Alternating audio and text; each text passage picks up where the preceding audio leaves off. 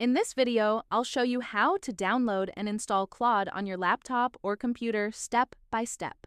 First, open any web browser. In the search bar, type Claude AI and go to the official website, claude.ai.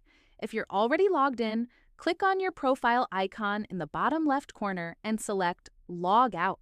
After logging out, refresh the page. You should now see the option to download the desktop app. Click on it to start the download. Once the installer finishes downloading, you can find it in your browser's download history or in your Downloads folder. Open the file to run the installer. This will launch the Claude for Windows setup window. Click Get Started, then Continue, and sign in using your Google account or email. After logging in, the Claude app will open, and you can start using it right away. That's it. Thanks for watching, and I hope this guide helped.